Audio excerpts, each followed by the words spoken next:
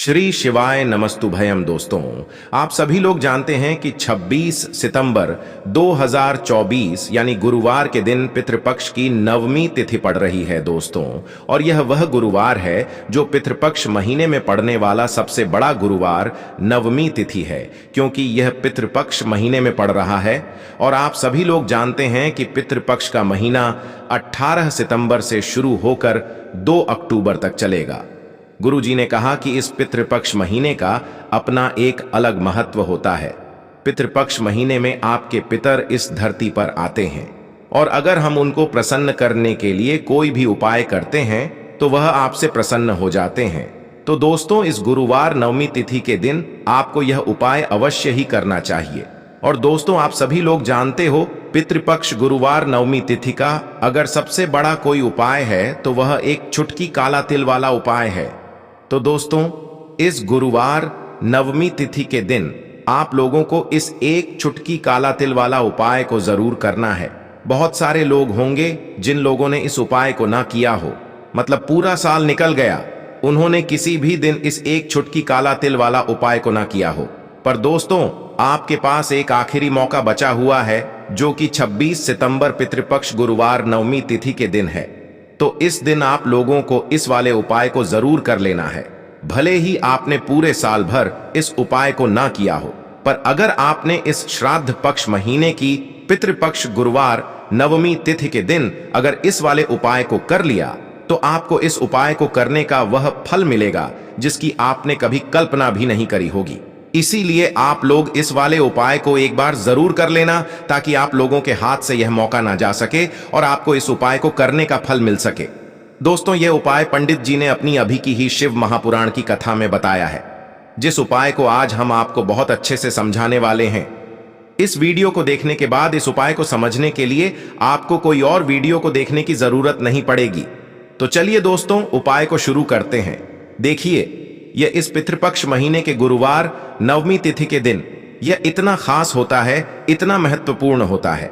देखा गया है कभी कभी बड़े बड़े पूजा पाठ अनुष्ठान से जो मनोकामना पूर्ण नहीं होते, वह पितृपक्ष महीने के दिन एक छोटे से उपाय करने से ही आपकी मनोकामना पूर्ण हो जाती है। और बहुत सारे लोगों ने इस उपाय को किया भी है, और उनको इस उपाय को करने का फल भी जरूर मिला है। अगर आप लोग भी इस उपाय को करना चाहते हैं तो आप इस उपाय को पहले अच्छे से समझ लेना, सुन लेना, उसके बाद करना। आपको इस उपाय का फल जरूर मिलेगा। और इस उपाय को कर लेने से आपके घर में चाहे किसी भी प्रकार की दुख और समस्या क्यों ना चल रही हो, आपको उसका कारण भी नहीं पता है कि भाई यह समस्या किस कारण से चल रही है, उसका कुछ भी कारण हो सकता है। जैसे पितृदोष हो सकता है, या किसी भी तरह का मंगल दोष भी हो सकता है।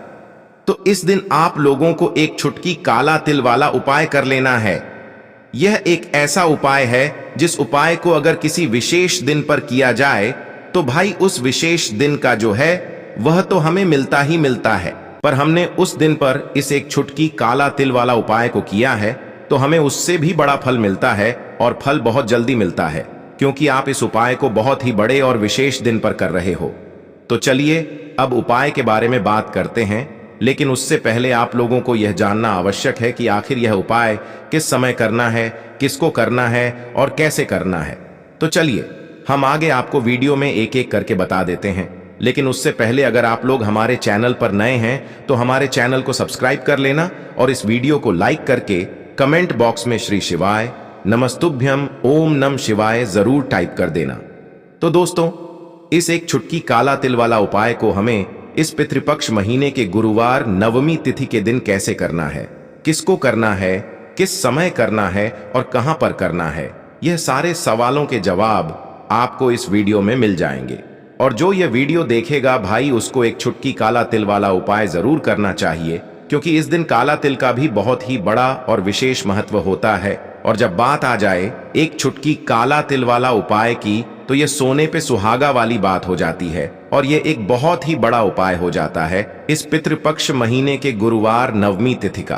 तो अब दोस्तों, इस एक चुटकी काला तिल वाला उपाय को आखिर करना किसको है, सबसे पहले हम लोग वह बात जान लेते हैं। तो देखो, घर की जो बड़ी माताएं बहनें होती हैं, उन माताओं बहनों में से कोई भी एक बड़ी माता बहन इस वाले उपाय को कर सकती है। और दोस्तों, अगर आप चाहे तो अपने घर में से सभी सदस्यों को भी इस उपाय को करवा सकते हैं। अगर किसी व्यक्ति की खुद की कोई मनोकामना है, खुद की कोई दुख और परेशानी है जो कि वह अपने लिए ही करना चाहता है इस वाले उपाय को, तो वह खुद अपने लिए भी कर सकता है। बाकी अगर कोई घर में से ऐसा है जो कि अपने पूरे घर परिवार की सुख और शांति के लिए यह वाला उपाय करना चाहता है, तो भाई वह भी कर सकता है, उसमें भी कोई दिक्कत वाली बात नहीं है।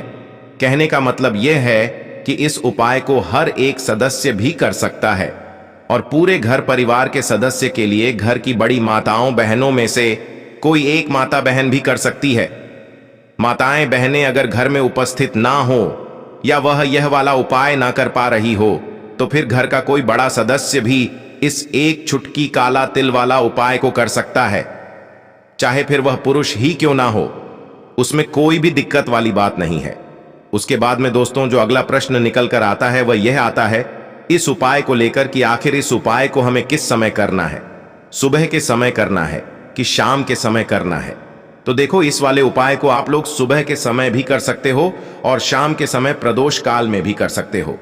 अब अगर आप पूछो कि भाई साहब सबसे उत्तम समय कौन सा रहेगा इस एक चुटकी काला तिल वाला उपाय को करने का, तो हम आपसे बस यही कहेंगे कि इस उपाय को आप सुबह के समय करेंगे तो ज्यादा बेहतर होगा।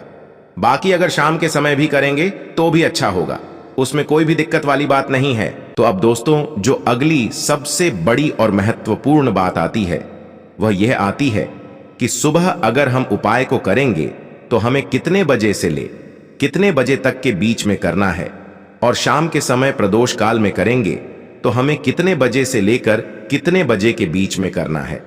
तो देखो, सुबह जितनी जल्दी हो सके आप उपाय को करने की कोशिश करना। बाकी अगर किसी कारणवश लेट भी हो जाओ, थोड़ी देर भी हो जाए, तो 10 या 11 बजे तक भी आप उपाय कर लेना, पर 12 बजे से ज्यादा देरी ना हो। ठीक है, इस बात का ध्यान रखना।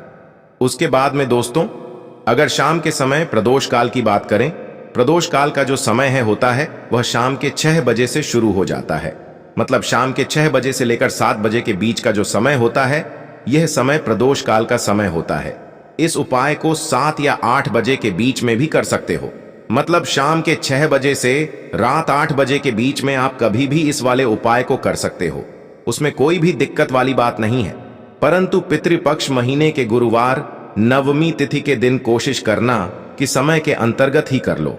किसी कारणवश ना कर पाओ तो थोड़ा देरी से भी कर सकते हो, आपको उपाय का फल जरूर मिलेगा। दोस्तों, अगर आपके घर में पैसों की कमी लगातार बनी हुई है, आपके घर में लड़ाई झगड़ा क्लेश हो रहा है, तो ऐसा समझ लीजिए कहीं ना कहीं आपके पितृ नाराज हैं। घर में पीपल का पेड़ निकलना, बल्ब की रोशनी का हल्का होना, यह भी लक्षण है कि आपके पति आपसे नाराज हैं। संतान को लेकर अगर आपके घर में कष्ट है, दुख है, तब भी आपके पिता आपसे नाराज हैं। आपके घर में कर्जा जो है वो बढ़ता ही चला जा रहा है। जो घर के सदस्य हैं वह बहुत ज्यादा परेशान रहते हैं, तो पितृ नाराज हो सकते हैं। अब ऐसा उपाय आपको बताने वाले हैं कि पितृ भी प्रसन्न हो जाएंगे, साथ ही साथ शनिदेव की कृपा आपको मिलेगी और आपकी कुंडली में कोई भी ग्रह अगर ठीक नहीं है, संतुलन में नहीं है, वह भी ठीक होगा और कभी आपके पास धन संपदा की कमी नहीं होगी। देखिए, जो अपने पितरों को प्रसन्न रखता है ना, उसके पास कभी किसी चीज की कमी होती ही नहीं है। जिस तरह से हमारे लिए भगवान का आशीर्वाद बहुत जरूरी है, उसी तरह से हमारे लिए पितरों का आशीर्वाद भी बहुत जरूरी होता है। तो अपने पितरों को प्रसन्न करने के लिए आपको यह एक चुटकी काला तिल वाला उपाय करना है। पितृपक्ष गुरुवार नवमी तिथि में चलिए बात कर लेते हैं उपाय कौन सा है और किस तरह से आपको करना है। तो इस उपाय को करने से पितरों की आत्मा को शांति मिलती है, वह तृप्त होते हैं और आपको आशीर्वाद देते हैं। और जो अपने पितरों का आशीर्वाद प्राप्त कर लेता है ना, वह जीवन में सुख ही सुख प्राप्त करता है। कभी भी उसके जीवन में दुख नहीं आते हैं धन को लेकर, तो वह व्यक्ति कभी परेशान नहीं होता है। अब देखिए, आपको क्या करना है, थोड़ा सा जल लेना है, उसके अंदर आपको क्या करना है, एक चुटकी काला तिल डालना है और दक्षिण दिशा की तरफ फेस करके, यानी दक्षिण दिशा की तरफ अपना मुख करके आपको अपने पितरों के लिए यह जल में काला तिल डालकर अर्घ देना है। तो इस तरह से यह उपाय आप अपने घर पर कर सकते हैं।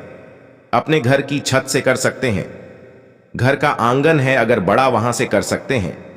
बस दक्षिण दिशा की तरफ फेस आपको करना है, यह चीज ध्यान रखनी है, क्योंकि जो दक्षिण दिशा है यह हमारे पितरों की ही दिशा होती है। तो जब भी आप यह उपाय करें, पितरों से क्षमा याचना करें, और इस छोटे से उपाय को करने से आप खुद देखेंगे कि पितृ इतने प्रसन्न हो जाएंगे, आशीर्वाद देकर ही जाएंगे, और कभी आपके जीवन में पितृदोष नहीं लगेगा। पितृ नाराज है तो भी प्रसन्न होंगे, नाराज नहीं है तो कभी नाराज नहीं होंगे। तो आप कोशिश करें कि अगर जीवन के कष्टों को जल्दी से जल्दी खत्म करना है, ना तो पितरों को प्रसन्न कर लीजिए, इस उपाय को कर लीजिए। जाने अनजाने हमसे कभी ना कभी ऐसी भूल चूक हो जाती है कि पितृ नाराज हो जाते हैं। तो यह पहला उपाय है जो कि काले तिल से आपको करना है। एक चुटकी काला तिल डालकर आपको अपने घर में इस तरह से इस उपाय को कर लेना है। बात कर लेते हैं अब दूसरे उपाय की। देखिए, पितृपक्ष का जो समय होता है, पितृपक्ष का जो समय होता है यह हमारे पितरों का होता है, क्योंकि पितृपक्ष में हमारे जो पितृ होते हैं यह धरती पर आते हैं और अपने बच्चों को आशीर्वाद देकर जाते हैं, और यह देखते हैं कि इनके बच्चों ने इनके लिए क्या क्या तैयारी कर रखी है। अब अगर आप इनके लिए तैयारी करेंगे, इनकी पूजा अर्चना करेंगे, उपाय करेंगे, तो ये इतना आशीर्वाद आपको दे जाते हैं कि ऐसा समझ लीजिए दुख कष्ट आपके दरवाजे तक नहीं आते हैं, आपके द्वार तक नहीं आते हैं। इसीलिए कहते हैं पितरों का आशीर्वाद बहुत जरूरी है, क्योंकि जिसे पितरों का आशीर्वाद मिलता है वो अपने जीवन में सुख धन सब कुछ बहुत आसानी से प्राप्त कर लेता है।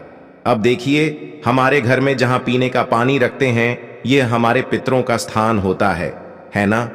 तो एक दीपक यहां पर आपको जरूर लगाना है। शाम के समय में एक दीपक घर की दक्षिण दिशा में जरूर जलाना है, ठीक है ना? शाम के समय में ही कोशिश करें कि जब आप दीपक जलाएं, ठीक है ना? अपने पितरों से क्षमा याचना जरूर करें, क्योंकि जो भी हमसे भूल चूक हो गई होती है ना, उसके लिए ये हमें माफ करते हैं, हमें आशीर्वाद देते हैं, और कभी फिर हमारे जीवन में दुख और कष्टों का आना नहीं होता है। तो अपने पितरों को प्रसन्न करने के लिए पितृपक्ष में यह दीपक वाला उपाय तो आपको जितने ज्यादा दिन आप कर लेते हैं उतना उत्तम रहता है। इसी के साथ मुख्य द्वार पर दीपक लगाना बिल्कुल ना भूले, ठीक है ना? क्योंकि सबसे पहले जो नजर पड़ती है हमारे पितृ हो गए हैं ना, उनकी नजर जो पड़ती है मुख्य द्वार पर ही पड़ती है। तो अगर आप उनके लिए दीपक लगाएंगे तो वह प्रसन्न होते हुए आपके घर में आएंगे कि आपने उनके लिए दीपक लगा के रखा है। तो तिल के तेल का या सरसों के तेल का दीपक आपको मुख्य दरवाजे पर जरूर पितृपक्ष गुरुवार नवमी तिथि में लगाना चाहिए अपने पितरों के लिए। इसी के साथ अगर आप जल में काला तिल डालकर महादेव की शिवलिंग पर चढ़ाते हैं तो कितना भी बड़ा पितृदोष आपके घर में हो, पितृ चाहे कितने भी नाराज क्यों ना हो, पितृ तुरंत प्रसन्न होते हैं। बस ध्यान रहे कि जल जो आप लेंगे वह आपको अपने घर का ही लेना है, और उसमें काला तिल जरूर डालना है और महादेव की शिवलिंग पर चढ़ाना है। देखिए, जब भी आप अपने घर का जल महादेव की शिवलिंग पर चढ़ाते हैं, अपने पितरों का ध्यान करते हुए वो जल सीधे आपके पितरों को प्राप्त होता है, सीधे आपके पितरों तक पहुंचता है। इसीलिए जब भी आप पितृपक्ष में महादेव की शिवलिंग पर अपने घर का जल चढ़ाएंगे वो सीधे जाकर आपके पितरों को प्राप्त होगा, और पितृ जो है ये आपके तृप्त हो जाएंगे। तो कोशिश करें कि जब भी आपको समय मिले, चाहे एक बार करें, आपको पितृपक्ष में महादेव की शिवलिंग पर काले तिल डालकर जल को जरूर अर्पित करना चाहिए, क्षमा याचना करनी चाहिए। और अगर एक सफेद पुष्प आप जहां से शिवलिंग से जल नीचे की तरफ गिरता है ना, वहां एक सफेद पुष्प चढ़ा देते हैं तो यह सोने पर सुहागा हो जाता है।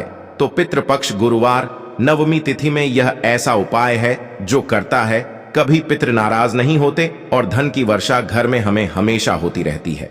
तो चलिए अब बात कर लेते हैं तीसरे उपाय की। कौन सा है वह तीसरे उपाय जो कि पितृपक्ष गुरुवार नवमी तिथि में करने से आपके घर में हमेशा सुख समृद्धि आती है, धन आता है, वैभव आता है, मां लक्ष्मी की कृपा बरसती है, और कभी भी ऐसे घर में पैसों की कमी नहीं होती है। तो जो उपाय अब आपको बताने जा रहे हैं, इस उपाय को करने से हमेशा धन की वर्षा घर में होती रहेगी और स्थिर लक्ष्मी का आपके घर में वास होगा। आपको क्या करना है, एक लोटे में जल लेना है, एक चुटकी काला तिल डालना है, थोड़ा सा उसमें मिश्री शक्कर के आने या फिर गुड़ डालना है, ठीक है ना। मीठा जल तैयार करना है काला तेल डालकर। अब यह जल आपको चढ़ाना है पीपल के पेड़ में। पीपल के पेड़ में पितरों का वास होता है, पीपल के पेड़ में त्रिदेव का वास होता है। पीपल का पेड़ माँ लक्ष्मी को बहुत प्रिय है, माँ लक्ष्मी इसमें वास करती हैं। पीपल का पेड़ शनिदेव को बहुत प्रिय है। तो जब भी यह उपाय आप करेंगे ना पितृपक्ष में, तो इसका तो इतना चमत्कार है कि इसका चमत्कार आप खुद अपने जीवन में देखेंगे।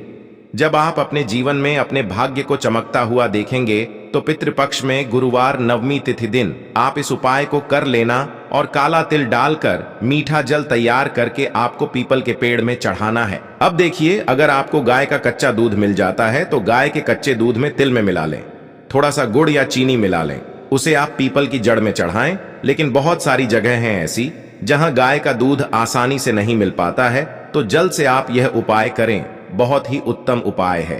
पितृपक्ष का ऐसा समझ लीजिए कि आप अपने भाग्य को इस तरह से चमकता देखेंगे कि आपको खुद यकीन नहीं होगा कि जीवन के जो दुख, जो कष्ट कभी दूर नहीं हो रहे थे, आपको ऐसा लगता था कि अब जीवन में पूरी तरह से हार चुके हों।